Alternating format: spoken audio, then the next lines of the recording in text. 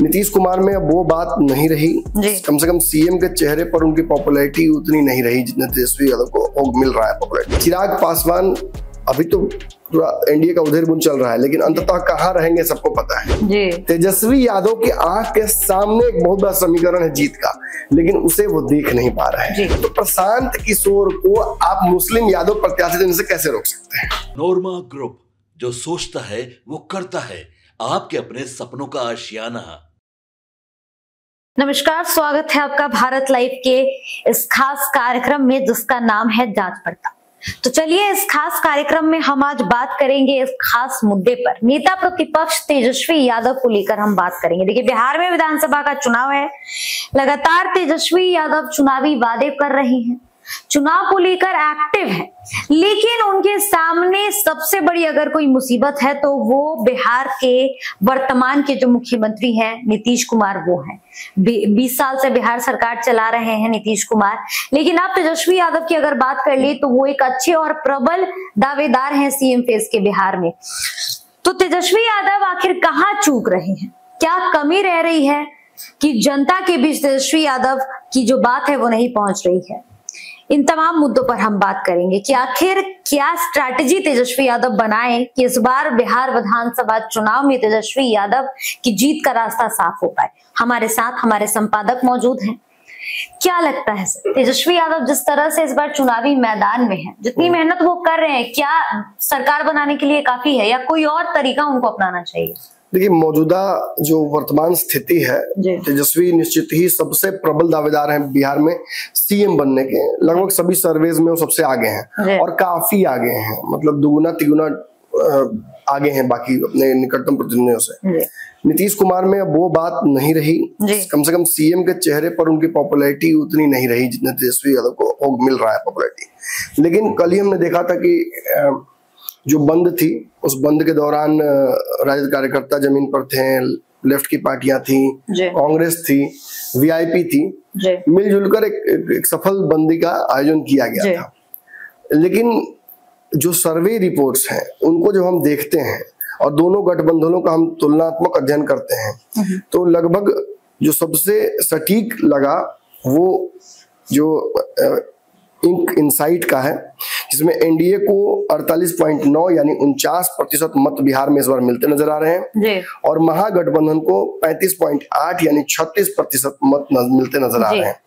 दोनों के बीच में अच्छा खासा डिफरेंस है और ये इस बात का परिचायक है कि भले ही आप पॉपुलर हैं, भले ही आपको सीएम बनाना बिहार के युवा चाहते हैं, लेकिन it is practically impossible for you to become CM, क्योंकि केवल सीएम का चुनाव होता नहीं है, चुनाव तो विधायकों का होता है और विभिन्न क्षेत्रों में 243 सीटों पर जो 123 विधायक लेकर आएगा गठबंधन, वो सरकार बनाएगा, 122 के आंकड़े को पार करेगा।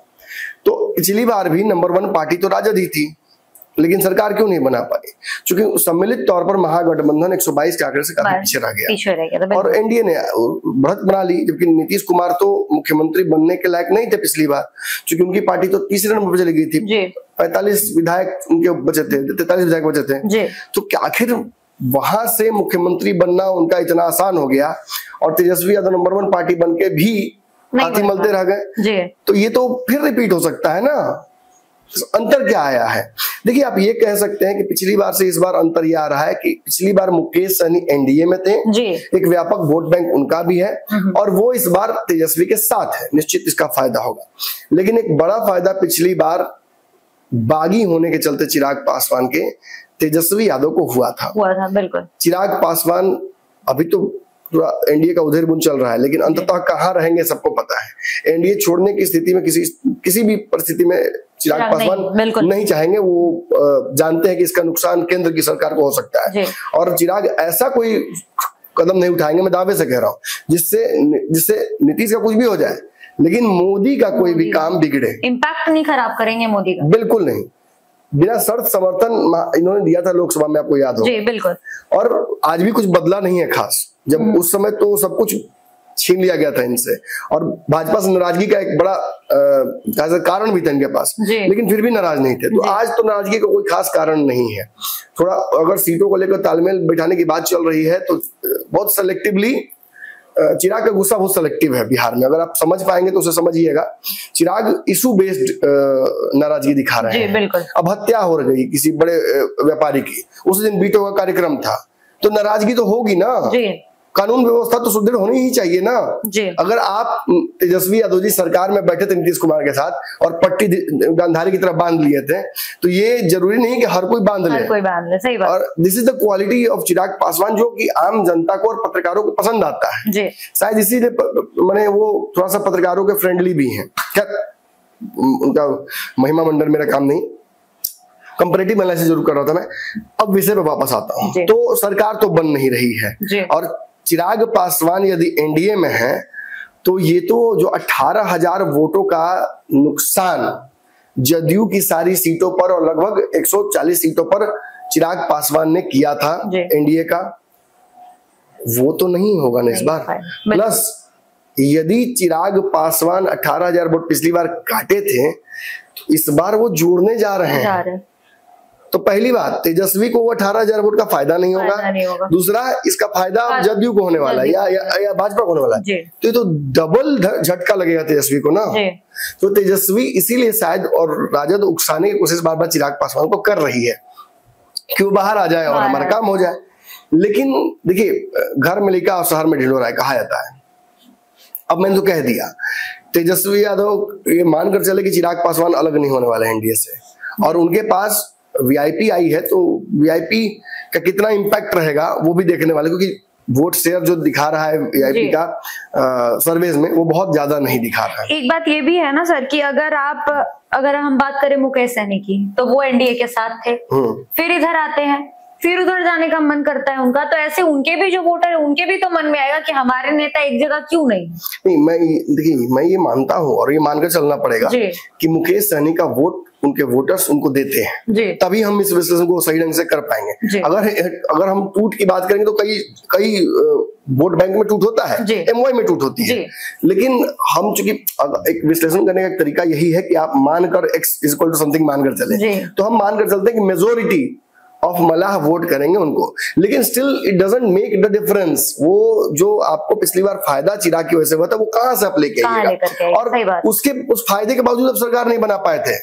महाराज यहाँ तो पेच यहाँ फंसा हुआ है कि पिछली बार तो बॉनबीटा पी के गए थे तब नहीं पटक पाया, सही बात। तो इस बार तो आपको खानो नसीब नहीं है, तो कैसे कीजिएगा। इस बार तो कांग्रेस भी बैठी है। बिल्कुल, कांग्रेस दिख भी रहा है 60 से कम सीटें तो कांग्रेस नहीं लेगी, ये तो तय है। और ये एक बड़ी समस्या उनके लिए उत्पन्न हो रही है। वीआईपी भी 60 सीटें मांग रही है, मुकेश सहनी डिप्टी सीएम मांग रहे हैं 30+ सीटें मांग रही है लेफ्ट की पार्टियां, चाचा पारस मांग रहे हैं 5 सीट, और भी कई दल हैं जो सीट मांग रहे हैं। देखिए, कमोबेश तेजस्वी यादव को इंक्लूसिव होना होगा। पिछले 3 चुनाव में अगर मैं क्रिटिकली तेजस्वी यादव के किसी भी फैसले का सबसे ज्यादा मैंने अगर क्रिटिसाइज किया था उनके हार के बाद, तो मैंने हर बार यही कहा कि वो समावेशी नहीं हो पाए, वो इंक्लूसिव नहीं हो पाए, और यही कमी इंडिया गठबंधन में भी थी, वो समावेशी नहीं हो पाए, डरते थे एक दूसरे से, और जब तक आप एक दूसरे से डरते रहेंगे तब तक ये जीत हार नहीं संभव है। पिछली बार एनालिसिस किया जा रहा था कि चिराग पासवान से जदयू लड़ रही है, जदयू से चिराग पासवान लड़ रहे हैं, भाजपा से जदयू लड़ रही है, और ये लोकसभा चुनाव में एक दूसरे को काटने की कोशिश करेंगे। कहाँ हुआ? 30 सीट में जीते, बिल्कुल एक दूसरे के लिए मेहनत की और जीत गए। ये जो है ना, ये महागठबंधन को भी करना पड़ेगा। खैर, इससे भी इस बार the boat is not going to float. इस बार कोई नई रणनीति लेकर आना पड़ेगा, और वो रणनीति क्या हो सकती है? देखिए, फिर कहूंगा, बगल में लड़का शहर में ढिंढोरा। तेजस्वी यादव की आंख के सामने एक बहुत बड़ा समीकरण है जीत का, लेकिन उसे वो देख नहीं पा रहे हैं।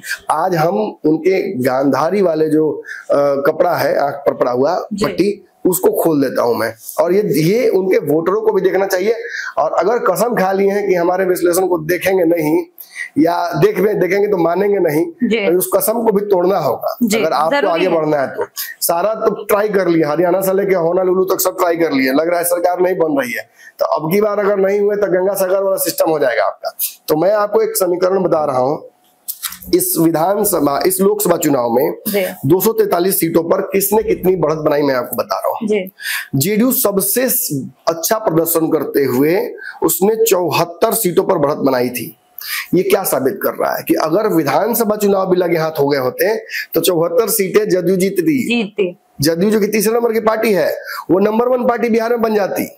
अगर उसी लोकसभा में हम बीजेपी का प्रदर्शन देखें तो बीजेपी एक सीट ज्यादा लोकसभा लड़ी थी जदयू से, और वो 68 सीट ही जीत पाई है। मतलब बीजेपी का प्रदर्शन घट रहा है, वो दूसरे नंबर की पार्टी होती। सबसे बुरा हाल तो राजद का होता। जब इसको बोनबीटा नहीं मिला राजद को, तो 35 सीटों पर ही राजद ने बढ़त बनाई थी लोकसभा में। मतलब कहां पिछली बार 78 सीटें जीती थी, कहां इस बार 35, आधा। एलजेपी जो कि 5 सीटों पर चुनाव लड़ी थी, उसने 29 सीटों पर बढ़त बनाई थी, जो कि बहुत अच्छा माना जाएगा। हम 6 पर, कांग्रेस 12 पर, लेफ्ट की पार्टियां 13 पर और वीआईपी 1 पर। ये कंपैरेटिव एनालाइज करते हुए आपको ये बात समझ में आएगी कि अगर लोकसभा विधानसभा साथ होते हैं तो आज सरकार बनाना छोड़िए ना, विपक्ष में बैठने की स्थिति भी अच्छी नहीं होती तेजस्वी यादव जी की। फिर इसके बाद आता है एक जनरल लॉ कि लोकसभा इज नॉट नेसेसरली विधानसभा, और लोकसभा का रिजल्ट जरूरी नहीं कि विधानसभा में रिपीट हो। ये 2019-20 में भी हुआ था।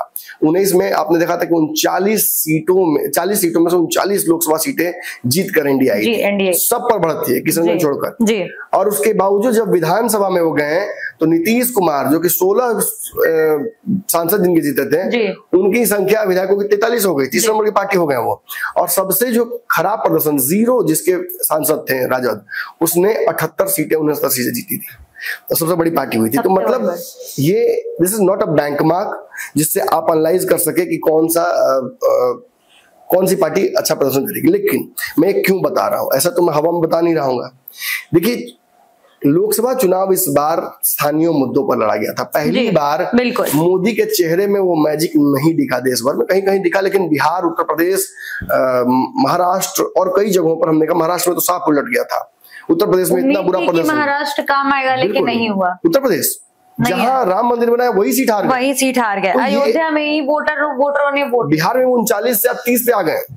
तो ये साबित करता है कि जब स्थानीय मुद्दों पर मोदी भी आए भिड़ने के लिए, तो मोदी की भी साख दांव पर थी और मोदी कमजोर पड़े, और उस आधार पर ये लोकसभा चुनाव विधानसभा में थोड़ा रिपीट हो सकता है, क्योंकि स्थानीय मुद्दे बड़ी हावी थे इस लोकसभा में। लेकिन this is not my only logic, मैं इसके पीछे एक और बड़ा लॉजिक आपको देने जा रहा हूँ।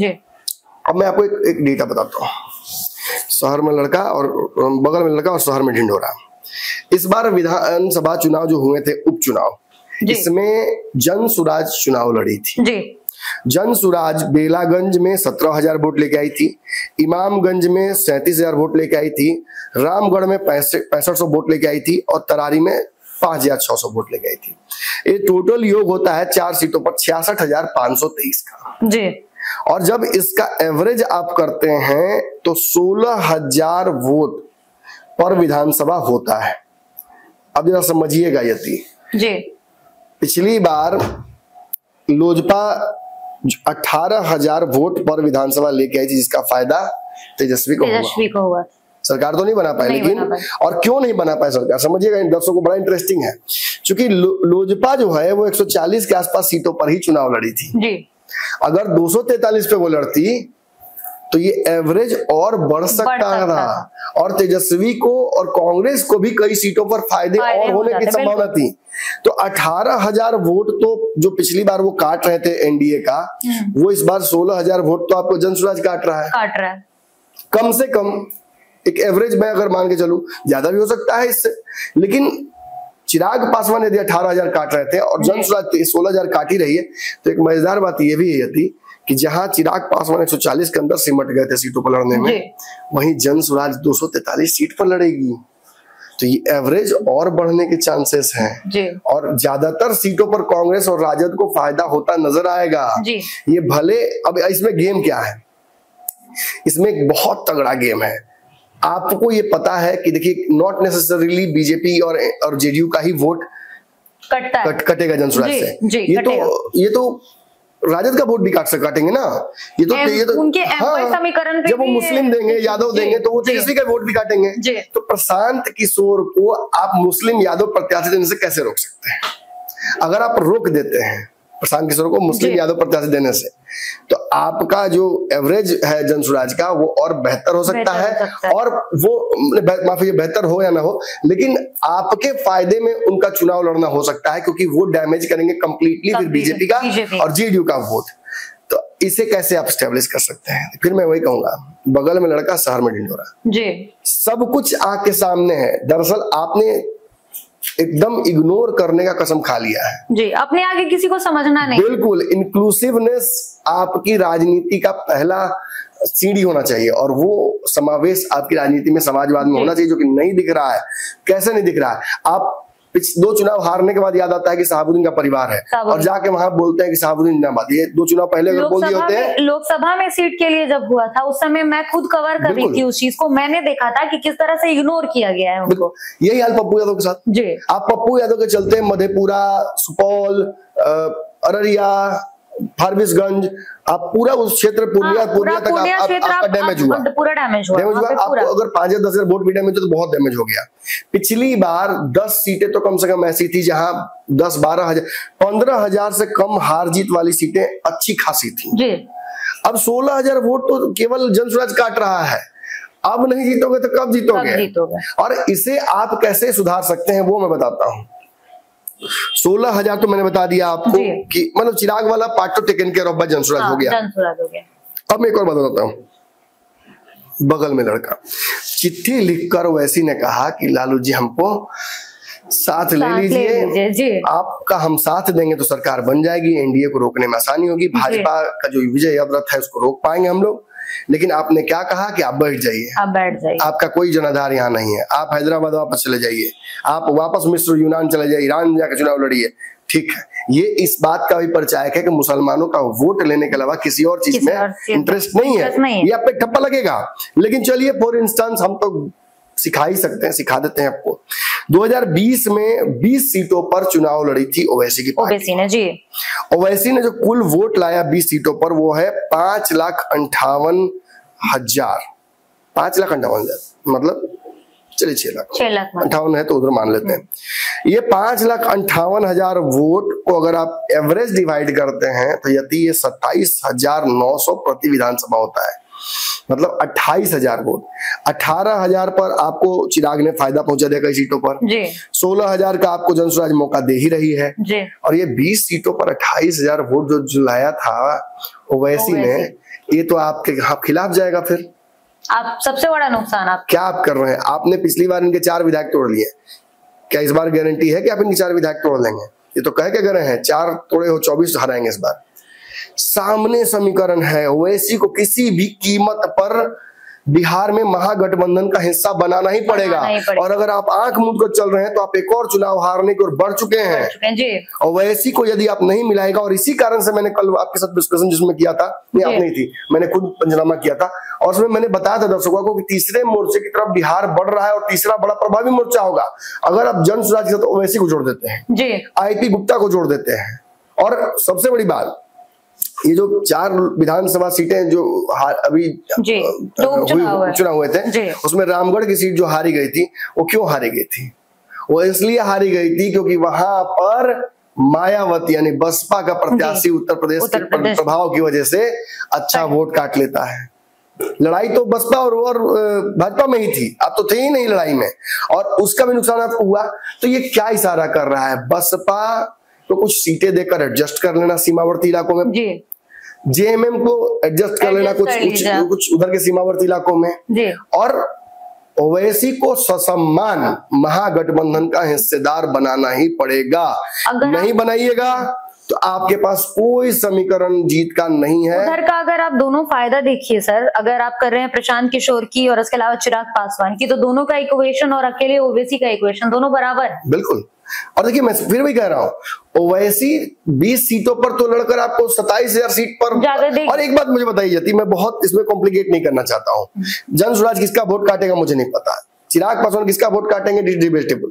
मुझे ये बताइए ओवैसी किसका वोट ले रहे होंगे? ये 27,000 28,000 कौन से लोग होंगे? उनको मुस्लिम वोट बैंक मिलेगा। उसमें अगर 5-10% भी हम ज्यादा ही बोल रहे हैं, 5-10% भी उसमें से अगर 27 में से काट लेते हैं तो 25,000 होता है। 25,000 ये कौन सी जाति कौन धर्म के लोग हैं? सबसे बड़ा जो एमवाई समीकरण की आप बात करते हैं, एमवाई का तो एम ही हिल गया, सही बात। और 20 सीटों पर आप आंख मूंद कर मान लीजिए आप नहीं जीतने वाले हैं, और ये वो सीटें हैं जहां पर मुस्लिम की जनसंख्या ज्यादा है, सबसे ज्यादा। मतलब आप अररिया, सुपौल और पूर्णिया के इलाकों में नहीं जीतने वाले हैं, आप समझ रहे हैं, आप एक और विधानसभा चुनाव में जा रहे हैं ये सोचकर कि ओवैसी हमें इन सीटों पर डैमेज करेंगे, और जहां मतलब ट्रेडिशनल एनडीए वोट बैंक कम है वहीं वो जीत जाएंगे एनडीए के लोग। भैया ये तो बहुत सिंपल मैथ है, कौन समझा रहा है आपको, कौन पढ़ा रहा है आपको? इस विषय को देखना बहुत जरूरी है। अगर आप महागठबंधन के समर्थक है, खासतौर पर तेजस्वी यादव के समर्थक है, बिना ओवैसी के ओवैसी को किसी भी स्थिति में अपने साथ लेना ही होगा। ओवैसी तीसरे मोर्चे में चले जाएंगे ना, मैं दावे से कह रहा हूं, अगर ओवैसी को थर्ड फ्रंट में लेने में सफल हो जाते हैं और थर्ड फ्रंट में आईपी गुप्ता, जन सुराज अगर रेडी हो जाती है, और अगर उसमें ओवैसी आ जाते हैं, बसपा आ जाती है, जेएमएम जैसी पार्टी आ जाती है, और बिहार की कुछ और छोटी बड़ी पार्टियां वो आ जाती हैं, मैं दावे से कह रहा हूं ये तीसरा मोर्चा, कहने के लिए तीसरा मोर्चा होगा, ये दूसरा मोर्चा हो जाएगा, और तेजस्वी यादव लड़ाई में ही नहीं दिखेंगे। सबसे बड़ा नुकसान इसमें महागठबंधन का ही है, बिल्कुल बीजेपी के जो वोटर्स और बहुत आसानी से मैं कह रहा हूं यदि इस पूरे सिचुएशन को ना मतलब घाटे को फायदे में कन्वर्ट किया जा सकता है केवल एक फैसले से, ओवैसी को साथ ले लेना और प्रशांत किशोर के प्रभाव को खासतौर पे सीमांचल के इलाकों में कम कर देना। उनको मुस्लिम प्रत्याशी मिले ही नहीं। यदि ओवैसी रहेंगे और राजद रहेगी साथ में और कांग्रेस रहेगी, मैं दावे से कह रहा हूं मुस्लिम प्रत्याशी चाह कर भी जनसुराज की तरफ नहीं जा पाएंगे, और जो बच्चे कुछ लड़ेंगे वो उतने प्रभावी नहीं होंगे। तो भैया ये है हमारा समीकरण, बुझाए तो यूज कीजिए, नहीं बुझाए तो फिर तो चुनाव का रिजल्ट तो तय है ही, तो सर्वे हो ही गया है। तो चलिए, सर्वे भी बताया हमने, और अगर आप स्ट्रैटेजी की बात कर रहे हैं, अगर महागठबंधन के दर्शक हैं और ये देख रहे हैं, तो आप जरूर इस बात को समझिए कि आखिर क्या स्ट्रैटेजी जरूरी है इस बार विधानसभा चुनाव में तेजस्वी यादव को जीत दर्ज करने के लिए। फिलहाल इस कार्यक्रम में इतना ही, धन्यवाद। आपके सपनों को हमने सजाया है, ई होम्स पैनोरमा को हमने बनाया है। ई होम्स मेरा एक सपना था जिसपे मैं पिछले 4 साल से काम कर रहा था। हमने जो बनाया है वो सबने है माना। ई होम्स पैनोरमा में हो आपका भी आशियाना। और फाइनली हमने 2021 में इस प्रोजेक्ट को लॉन्च किया। बहुत लोग अप्रिशिएट कर रहे हैं कि पूर्णिया जैसे शहर में, बिहार के, एक तो बिहार की बात करें उसमें भी पूर्णिया जैसे छोटे जगह में इस तरह का लाइफस्टाइल देना, ये सुन के हम लोगों को बहुत अच्छा लगता है।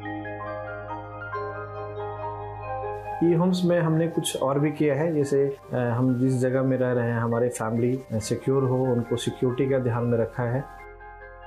आपकी सुविधा और सुरक्षा आपके लिए खास है, ये आपका विश्वास है। इसमें आर्टिफिशियल इंटेलिजेंस का 7 लेयर सिक्योरिटी का हमने इस्तेमाल किया है। लस ग्रीन कैंपस को बनाया है, यदि हमारा बाउंड्री वाल है तो वो वर्टिकल गार्डन है। ये जितनी भी फैसिलिटी होता है एक इंटरनेशनल टाउनशिप में ई होम्स है, ये हम लोग विश्वास नहीं कर पा रहे हैं। जो भी हमारे मित्र दोस्त या जो भी हमारे बाहर के बाहर आते हैं, तो हम लोगों को बहुत अच्छा सुनने को मिलता है और बहुत अच्छा क्रेडिट मिल रहा है। वो सारा हमने सिर्फ एक बिल्डिंग नहीं बनाया, हमें एक बहुत अच्छा लाइफस्टाइल दिया ई होम्स में, और मेरा एक सपना था जिसको मैं आज फुलफिल होते हुए देख पा रहा हूँ। ये आपका आवास है। ई होम्स पैनोरमा में अब आपका निवास है। E homes panorama, luxurious lifestyle redefined. Panorama group, जो सोचता है वो करता है। अगर ये वीडियो पसंद आई और वह बिहार के राजनीति और बिहारियत से सरोकार रखेनी तो सब्सक्राइब बटन दबा के चैनल के सब्सक्राइब कर ली। ओजे एगो घंटी बा, ओकरा बटन दबा देला से कुल सटीक और मारक खबर रुआ मुफ्त में मिल जाई। अगर रुआ पत्रकारिता के हमनी के नया प्रयोग में सहयोग कर चाहतानी तो ज्वाइन बटन दबा दी। पेटीएम नंबर नोट कर ली 9386816700।